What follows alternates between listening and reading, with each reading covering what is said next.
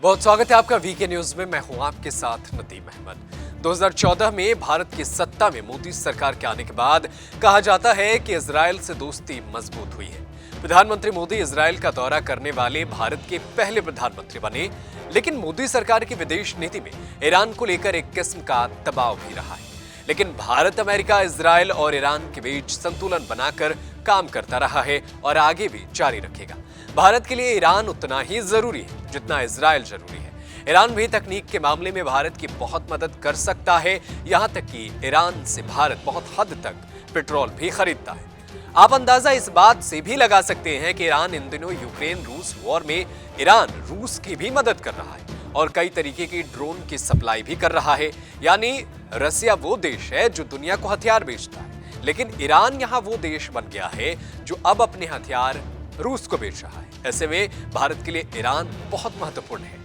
लेकिन इन दिनों ईरान ने एक बड़ा कमाल कर दिया है। ईरान रिवॉल्यूशनरी गार्ड के कमांडर ने दावा किया है कि ईरान हाइपरसोनिक मिसाइल बनाने में सफल हो गया है।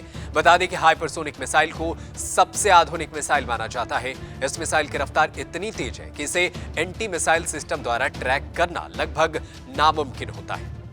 बीबीसी न्यूज के अनुसार यह आधुनिक हथियार सिर्फ अमेरिका, चीन और रूस के पास है, यानी इन तीन देशों के पास ही मौजूद है, जबकि फ्रांस, भारत, ऑस्ट्रेलिया और जापान इस तकनीक पर काम कर रहे हैं। उत्तर कोरिया हाइपरसोनिक मिसाइल होने का दावा तो करता है। हाइपरसोनिक एक हाई स्पीड मिसाइल है जो सतह और वायुमंडल दोनों जगह पैंतरेबाजी करने में कारगर है। इसे मिसाइल की दुनिया में जनरेशन लीप माना जाता है, क्योंकि इस दुश्मन के एडवांस एंटी मिसाइल सिस्टम को भी चकमा देने में सफल हो जाता है। यह बैलिस्टिक मिसाइल से बिल्कुल अलग है, क्योंकि बैलिस्टिक मिसाइल को ट्रैक कर नष्ट किया जा सकता है।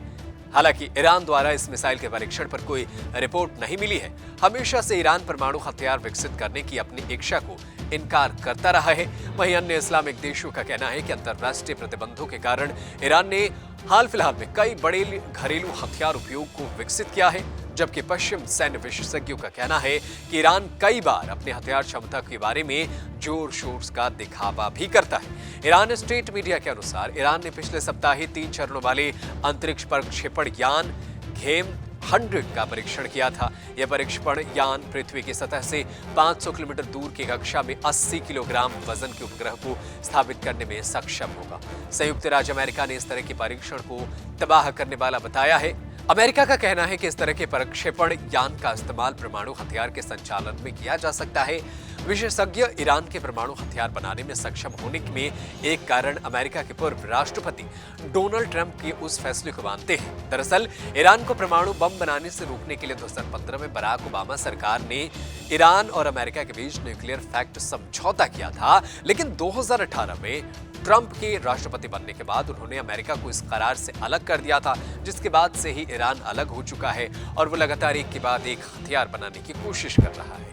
वैसे ईरान और भारत के रिश्तों में क्या भारत की मदद कर सकता है ईरान, और ईरान भारत की मजबूत रिश्तों पर आप क्या सोचते हैं, हमें कमेंट करके जरूर बताएं। देश दुनिया की तमाम बड़ी खबरों को देखने के लिए बने रहिए वीके न्यूज के साथ। धन्यवाद। वीके न्यूज, राष्ट्र के नाम।